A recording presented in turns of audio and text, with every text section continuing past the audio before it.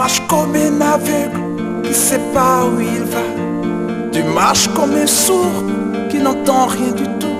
Dieu a tant aimé le monde Tu te moques de sa Bible, mais un jour qu'il a donné son Fils unique afin que quiconque croit en lui ne périsse point, mais qu'il ait la vie éternelle. Tu vas couler de larmes. Chers téléspectateurs, nous vous saluons dans le nom précieux de notre Seigneur Jésus-Christ.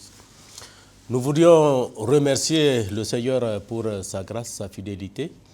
Et nous remercions aussi tous ceux qui ont à cœur vraiment de suivre cette émission, qui est une émission de grande importance parce que nous allons parler sur la fête de Noël. Beaucoup de gens entendent parler de Noël et ils ne savent pas exactement c'est quoi Noël, même s'ils connaissent ce que c'est, mais peut-être il y a certains détails qu'ils ne peuvent pas connaître. Et c'est pourquoi nous avons invité des hommes de Dieu qui sont là aujourd'hui, qui vont nous parler de Noël. Je vais commencer à faire la présentation par ma droite. J'ai à ma droite le révérend Sao Bachiri. De l'autre côté, nous avons le révérend Bara Djergou. Et à ma gauche, j'ai le révérend Sani Nomo. Chers invités, soyez la bienvenue. Merci. Nous voudrions tout de suite commencer cette émission avec cette première question que je vais poser au révérend Sao Bachiri. Révérend, quand on parle de Noël, qu'est-ce que Noël pour un chrétien? Merci, Pasteur Rabo, pour cette question, ô combien importante, qui nous est d'ailleurs posée chaque année, la signification de Noël. Noël vient du latin natalis, qui veut dire la naissance ou la natalité. Donc, Noël, c'est la fête de la nativité, donc de la naissance de Jésus-Christ. Jésus-Christ est né et nous célébrons cette naissance. Il y en a beaucoup, j'ai vu sur Facebook ou dans des réseaux sociaux qui disent est-ce qu'on doit célébrer Noël? J'ai répondu à un groupe que si l'anniversaire existe dans la Bible, eh bien c'est normal qu'on célèbre Noël, c'est-à-dire la naissance de Jésus. Et dans la Bible, nous avons vu qu'il y a beaucoup d'anniversaires qui sont célébrés. Les rois célébraient leur anniversaire et beaucoup d'autres personnes. Eh bien, ce n'est que justice que de se rappeler de la naissance de Jésus-Christ. Et cette naissance n'est pas une naissance banale. Cette naissance a été annoncée par les anges.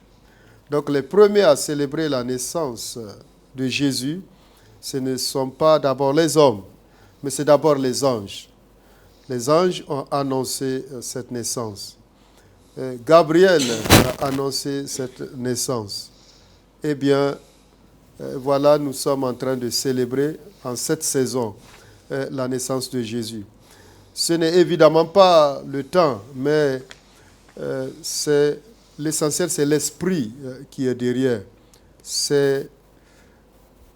On ne peut pas dire qu'il est né le 31 décembre, parce que les temps se chevauchent. D'autres ne la célèbrent pas le 31 décembre, mais il y en a qui utilisent d'autres périodes, selon les pays même et selon les traditions chrétiennes. Mais même si vous célébrez Noël en mai ou en avril, peu importe, l'essentiel, c'est que vous sachiez qu'est-ce que vous célébrez, quel est le contenu de cette célébration, et c'est ça le plus important. Nous célébrons le Prince de la paix, nous célébrons Jésus qui est venu dans le monde pour nous réconcilier avec Dieu parce que nous étions des pécheurs. Merci. Je vais aller vers le révérend Barajé. Révérend, quel est le but de la venue de Jésus dans le monde? D'abord, je loue le Seigneur Dieu qui nous a permis d'être ensemble de voir ce jour. Parce que j'ai l'habitude de dire, chaque jour qui se lève, c'est une grâce de Dieu.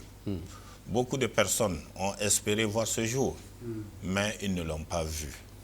À nous, Dieu nous a accordé la grâce de voir ce jour, de vivre dans ce jour et même de nous utiliser pour apporter le message de Dieu. Je remercie Dieu également pour le développement de la sagesse et de l'intelligence prédite par la Bible. À la fin des temps, la sagesse et l'intelligence augmenteront. Et c'est ce qui a permis qu'il y a maintenant cette possibilité à travers les médias de pouvoir parler et transmettre même la parole de Dieu. Donc, la question qui m'a été posée, pourquoi, n'est-ce pas? Le but de Noël. Non, la venue de Christ. Ah, le but de la venue de Jésus. Merci. Ce but, si on veut le comprendre, il faut un peu reculer en arrière pour parler un tout petit peu de l'histoire. Et je vais essayer de résumer cela.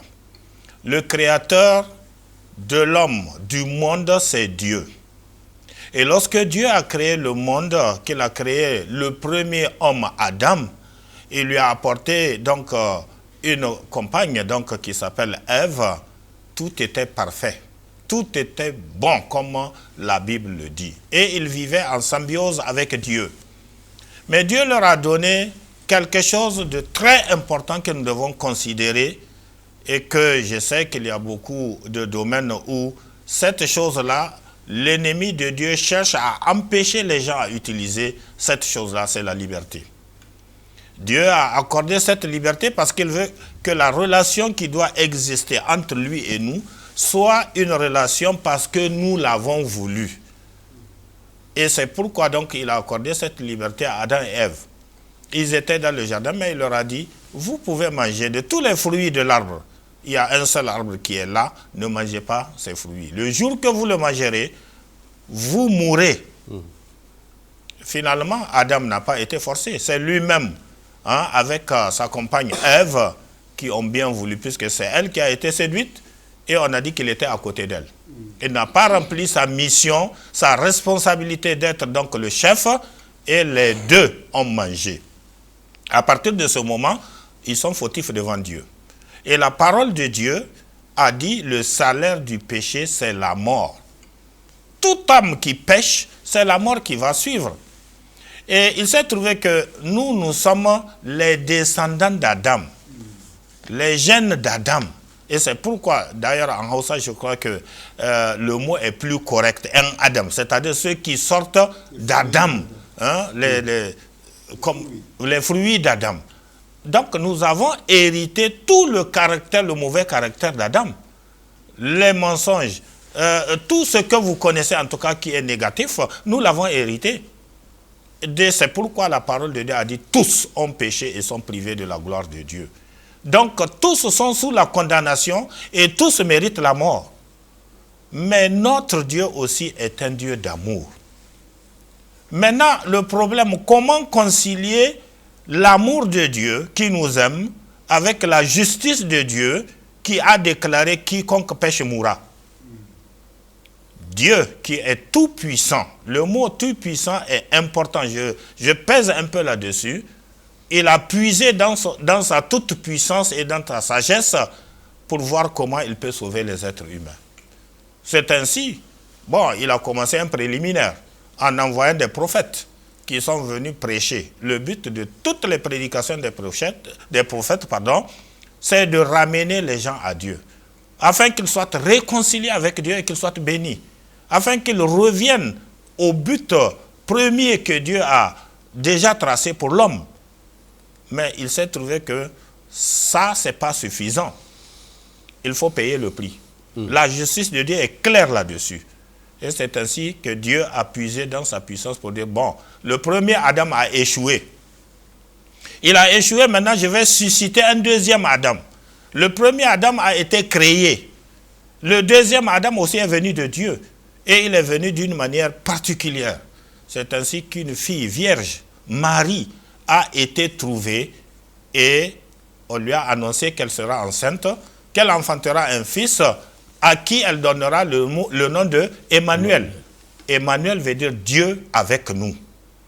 Et Marie même a posé la question, mais comment cela se fera-t-il? Puisque moi je ne connais pas d'homme. Dieu a dit, c'est la puissance du Très-Haut qui te couvrira. Donc Jésus qui est venu, il est venu d'une manière particulière, pas comme nous. Et c'est la puissance de Dieu.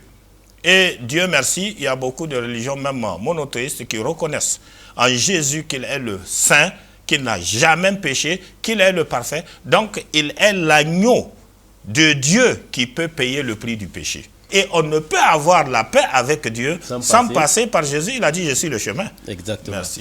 Révérend Sani, quand on parle de Jésus, fils de Dieu, vraiment, ça fait problème. Et certains même disent que c'est un péché impardonnable. Alors, où est l'identité de Jésus s'il n'est pas fils de Dieu, comme disent les autres?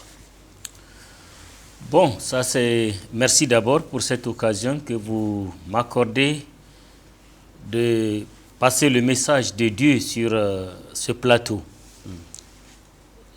Permettez-moi d'ajouter, je partage à 100% ce que le révérend pasteur Sabo Batiri avait dit par rapport au but ou à l'importance de Noël. Il a dit, et je veux qu'on le souligne, il y a des messages qui passent dans les réseaux sociaux. Bon, certains même qui disent dans certains groupes, moi je ne suis pas chrétien, je ne suis pas blanc, je ne fête pas Noël. Et d'aucuns même qui disent que bon, le 25 décembre, ce n'est pas le jour de la naissance de Jésus. Certes, oui. Mais que Jésus soit né, comme le révérend pasteur l'a dit, qu'il soit né un 25 décembre, qu'il soit né un 1er janvier, qu'il soit né en mai ou en avril, mais ça change quoi? Il est né. C'est tout. Jésus, c'est clair dans toutes les religions qu'on appelle les religions monothéistes, le judaïsme, le christianisme, l'islam. Toutes ces religions acceptent que Jésus est né et il a existé. Un point, un trait. Ça n'a pas d'importance pour nous que Noël soit célébré un 25 décembre. Ça pourrait être un autre jour, selon le contexte social, selon le contexte culturel et selon même l'organisation de chaque église. Où est le problème? Mais ce qu'il faut retenir, c'est que le 25 décembre, quand on fait le calcul approximatif, parce que ça, il me plaît de dire cela, rien de ce qui est arrivé dans la vie de Jésus-Christ n'a été un hasard. Tout a été prédit par rapport à Jésus. Je l'ai maintes fois dit et je le répète encore. La naissance, même Jésus, avant qu'il ne soit né, il a été prédit comment, où et quand il sera né. Et ça s'est accompli dans l'histoire. Pourquoi Jésus allait naître, ça s'est accompli dans l'histoire. Maintenant, revenons le 25 décembre. Juste avant, c'était un empereur, ou c'était même une fête païenne, où on rend fête du soleil, donc où on rendait gloire juste à l'homme et à des divinités. Mais l'Église a pris le 25 décembre, qui est une date approximative par rapport à tous les récits bibliques et historiques. Et le 25 décembre, cette date-là, maintenant a été retenue pour célébrer la vie du moins. Parce que Dieu nous a donné la vie en Jésus. Et le motif principal de l'arrivée de Jésus dans ce monde, c'est l'amour. Dieu a manifesté, nous, en tant qu'êtres humains, ce que nous méritons, c'est la mort. Mais Dieu, dans son amour, il a fait un plan pour sauver l'humanité, et ce plan passe obligatoirement par le Seigneur Jésus-Christ. Et un autre verset même de la Bible, il est dit, au commencement était la parole, et la parole était avec Dieu, et la parole est Dieu. Tu peux séparer la parole de Dieu? Tu peux séparer l'homme de sa parole? Non. Et la Bible dit, la lumière est venue chez les siens et les siens ne l'ont pas accueilli, mais à tous ceux qui l'ont accueilli, Dieu leur a donné le pouvoir de devenir enfants de Dieu. Okay. Ça veut dire moi-même là, pas Jésus. Moi, je suis fils de Dieu. Amen. Vous êtes fils de Dieu. Oui. Tous ceux et toutes celles qui croient au Seigneur Jésus-Christ sont fils de Dieu. D'accord, révérend. Donc Jésus-Christ est fils de Dieu. Amen. Amen. Amen. Je vais finir avec l'exemple qu'on a toujours donné l'habitude de donner. Le fils de ma sœur, c'est mon fils. la société, le monde, l'humanité accepte que le fils de ma grande sœur, c'est mon fils. Le fils de ma petite sœur, c'est mon fils. Ai-je connu ma grande sœur sexuellement parlant ou ma petite sœur sexuellement parlant pour que son fils devienne mon fils? C'est une question de relation. Donc Jésus est fils de Dieu parce qu'il a des relations directes avec Dieu. Un point et c'est tout. Et nous croyons. D'accord. Et ça ne nous bouleverse pas que le monde accepte que Jésus soit appelé fils de Dieu ou pas. Nous, ce qui est essentiel pour nous, c'est que nous croyons que Jésus est fils de Dieu. Un point, un trait. Bien, révérend, je crois que c'est bien noté par nos téléspectateurs, comme je l'ai noté aussi. Je reviens vers le révérend Sabo. Révérend, qu'est-ce qui arrive à quelqu'un qui accepte Jésus comme son Seigneur et Sauveur? Oui, qu'est-ce qui arrive à quelqu'un qui accepte Jésus comme son Seigneur et Sauveur? Et aussi, qu'est-ce qui arrive à celui qui ne le fait pas? Ouais, parce que c'est important.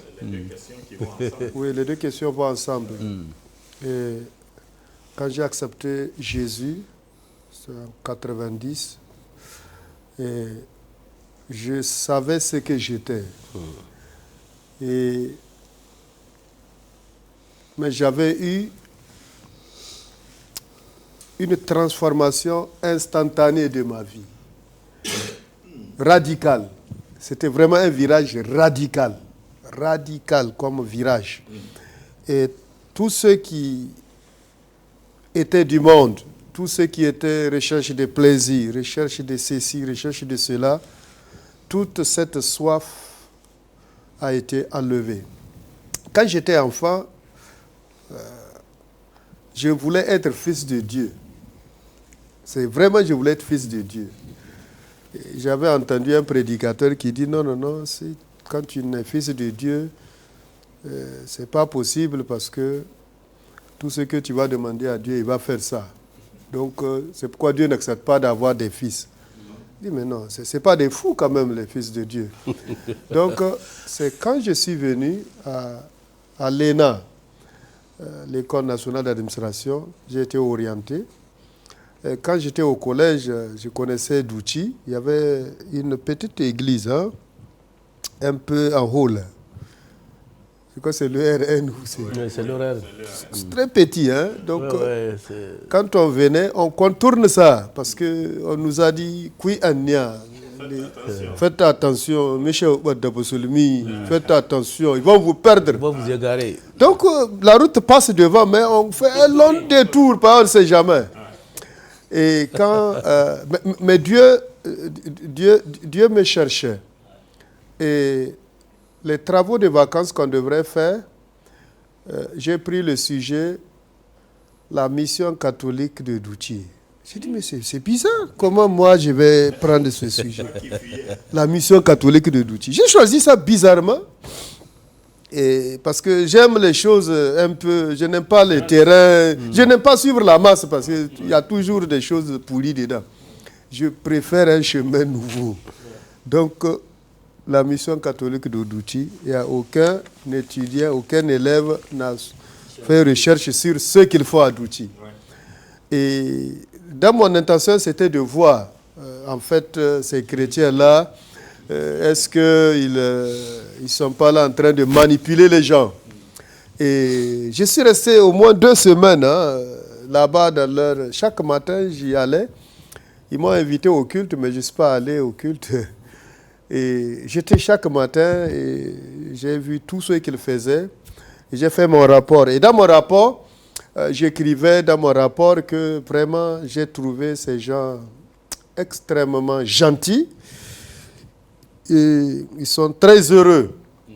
J'ai dit, mais toute cette gentillesse et toutes ces choses-là, c'est pour tromper les musulmans, pour qu'ils deviennent chrétiens. C'est une gentillesse feinte, c'est-à-dire contrefaite. Donc, il y a l'évidence qui est là, mais je fuyais cette évidence. Et quand je suis revenu à Niamey, j'ai fini l'ENA, j'ai commencé à travailler. Et je suis parti au petit marché, j'ai acheté un livre. J'aime la poésie. Et le livre, c'est écrit les psaumes. Bon, je ne savais pas c'est quoi les psaumes. Et je lisais ça. Mais je lisais ça en pleurant. Parce que je voyais pour moi, c'est la poésie de David. Donc, dans mon cœur, je dis, mais comment un homme peut parler à Dieu comme ça? Une telle proximité avec Dieu m'a bouleversé. Et c'est ça que je cherchais. Mais je ne sais même pas que c'est un livre des chrétiens. Pour moi, c'est des poèmes. Et après, le livre s'est désintégré parce que c'était mal relié. Et quand je suis devenu chrétien, le jour où je suis devenu chrétien, où la parole de Dieu m'a frappé, c'était le jour où nous étions à Bukoki, non loin de la Samaria ou du commissariat. Nous étions chacun dans son célibatorium. Il y avait un chrétien qui était venu. Et le chrétien s'appelle Maman Toukour. Il est décédé. C'était un gars très, très gentil, extraordinaire. Donc nous vivions côte à côte. Et il s'est adressé à un de ses amis. Et cet ami-là, aujourd'hui, il est devenu grand, mais il n'est pas chrétien. Il est très proche du président même. Et il lui a dit, le salaire du péché, c'est la mort. Waouh! Cette parole m'a frappé le cœur. C'est comme un tonnerre qui a retenti dans mon cœur. Et je l'ai appelé, j'ai dit, mais viens. Parce que l'autre, il blaguait, il ne prenait pas ça au sérieux. Mais moi, la parole m'a frappé. J'ai dit, viens, explique-moi le salaire du péché, c'est la mort. Il m'a dit, oui, le salaire du péché, c'est la mort. J'ai dit, oui, mais je sais qu'on va mourir. Il dit, non, il y a une deuxième mort où on sera séparé de Dieu et jeté en enfer. Ça devenait sérieux. J'ai dit, mais comment je vais faire?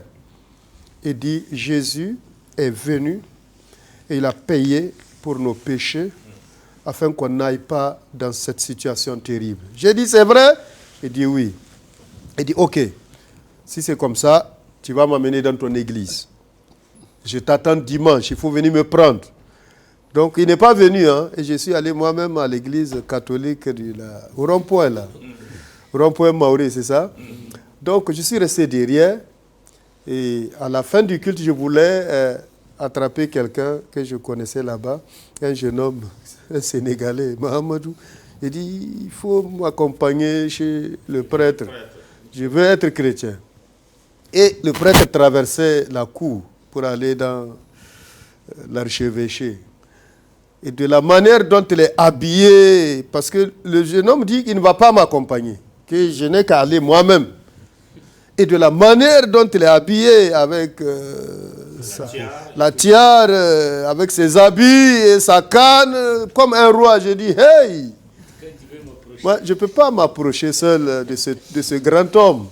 Ce n'est pas possible. Donc, finalement, je suis reparti à la maison. J'ai aimé le culte, les chants. Bon, je n'ai pas compris grand-chose à la messe. Donc, on est revenu et j'ai vu mon ami. J'ai dit, mais pourquoi tu n'es pas venu me chercher? Je suis allé, moi-même, j'ai fait le culte à Maoré. Ok. Il dit, comme je suis sérieux, il va m'amener. Donc, on est parti derrière le fleuve. Et j'étais resté derrière. Et c'est là qu'ils ont chanté un chant qui m'a encore brisé le cœur. Quel ami fidèle et tendre nous avons en Jésus-Christ. Si nous voit vrai et sincère. Il écoute nos prières et nous met en liberté. Il dit, il nous suit dans la mêlée. Et il combat nos combats. J'ai dit, waouh, j'ai besoin d'un tel Seigneur, d'un tel ami. Dans ce temps-là, tu me connaissais alors? Oui, on se connaît. Vous êtes nos grands frères de la foi. Donc c'était merveilleux. Et avec le pasteur Adaou, Salomon. Donc à partir de ce temps. Donc je veux dire, dans ce sens-là, c'est ça qui a fait que, bon, comme dans la question, qu'est-ce que le chrétien... Donc à partir de ce moment, ma vie a changé radicalement. Et je vais te dire quelque chose qui m'est arrivé. Quand je suis devenu chrétien, j'ai rassemblé les amis, j'ai dit, écoutez, je suis chrétien. Une telle joie m'a envahi, je voulais que tout le monde soit chrétien.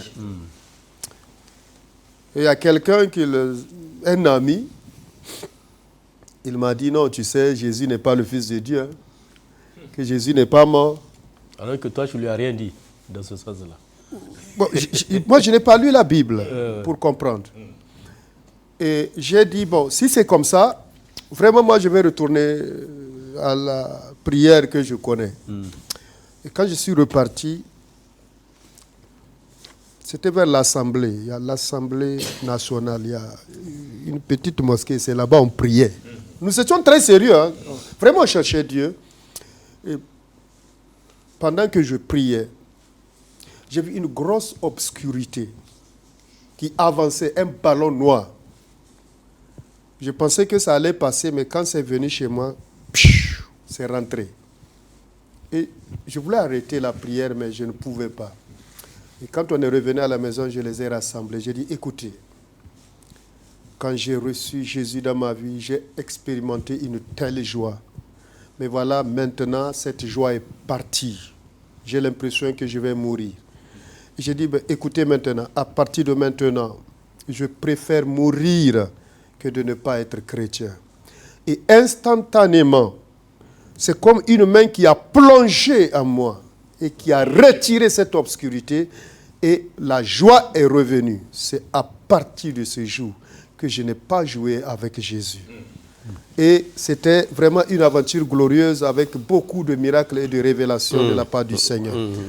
Jésus m'a sauvé, j'en suis convaincu. Donc, la mort ne m'effraie pas. Tu dis, je vais te tuer, bon, après tu vas faire quoi? Il dit, c'est fini. Bon, si tu vois. Que Jésus a dit, ne craignez pas ceux qui peuvent tuer le corps et ne peuvent rien faire de plus. C'est Dieu qu'il faut craindre. Lui, il peut tuer le corps, il peut jeter l'âme dans la géhenne. Donc, voilà ce qui arrive quand on est chrétien. On devient une créature nouvelle. Si quelqu'un est en Christ, il est une nouvelle créature. 2 Corinthiens 5, 17. Les choses anciennes sont passées. Voici toutes choses sont devenues nouvelles. Amen. Mais celui qui n'est pas chrétien, j'ai écouté un prédicateur, un professeur lui a demandé la direction de l'enfer. L'enfer se trouve où géographiquement? Et il voulait perdre le pauvre. Ce chrétien a prié Dieu, Seigneur, aide-moi à lui répondre. Et Dieu lui a donné une réponse. Dis-lui que l'enfer se trouve au bout d'une vie sans Christ. Il dit que dès que tu meurs, si tu n'es pas en Christ, tu rentres dans le pays qu'on appelle l'enfer. Et cet homme-là l'a expulsé de son véhicule. Il était en colère, mais après, cette parole l'a suivi et il est devenu lui-même pasteur, parce qu'il s'est converti. Donc voilà les deux dimensions. C'est un choix. Il y en a beaucoup qui veulent être chrétiens, mais ils ont peur. Il y en a qu'on dit, si vous devenez chrétien, on va vous enlever le travail. Si vous devenez chrétien, il y en a à qui on arrache la femme. Mais tout ça, là, vous laissez ça sur la terre. Il faut laisser tout ça. Parce que la vie éternelle, c'est une vie qui n'a pas de fin. Où est-ce que votre âme va passer son éternité? Mais les gens préfèrent les petites brochettes qu'ils mangent et ils vont aller chier aux toilettes que d'accepter la véritable vie qui est la vie éternelle. Mais pasteur, le grand paradoxe, c'est que les uns et les autres pensent que nous devenons chrétiens parce qu'il y a des gens qui nous donnent quelque chose. Oui, il y a des gens qui... Il y a quelqu'un qui m'a dit, viens, tout ce que tu veux, on va te donner ça. J'ai dit, mais vous êtes trop pauvre pour me donner tout ce que payer 1 centimètre ou 1 millimètre de la vie éternelle. Vous êtes toutes les richesses de ce monde ne peuvent pas payer 1 millimètre de la vie éternelle. Parce que c'est une autre vie. Oui. Donc, les gens qui s'attachent aux richesses, qui s'entretuent pour des richesses, je crois que c'est des gens très pauvres. Très, très pauvres. Ils ne connaissent pas Dieu. Amen, amen. Nous allons, merci révérend, je veux dire aussi avec le conseil que l'État a donné de se protéger, tout ça. Respectons. Il faut le respecter aussi, n'est-ce pas? Donc, mon technicien me dit que nous avons épuisé le temps. Nous voulons dire merci à tous ceux qui nous ont regardés. Nous voulons aussi souhaiter joyeuse fête de Noël à tout le peuple nigérien, les chrétiens, les non-chrétiens. C'est la fête. La Bible dit, réjouissez-vous avec ceux qui se réjouissent, pleurez avec ceux qui pleurent. Et que Dieu apporte la paix sur le Niger. J'ai posté sur ma page ce matin, bonjour bien-aimés, ne paniquez pas devant les problèmes parce qu'il n'y a pas de crise éternelle. Tout ce que nous sommes en train de voir, ça va passer. Et que le nom du Seigneur soit glorifié. Amen. Moi, je ne vais rien ajouter là-dessus parce que c'est le SG de l'Alliance des missions Églises évangéliques du Niger qui a clôturé. Soyez bénis au nom de Jésus. Amen.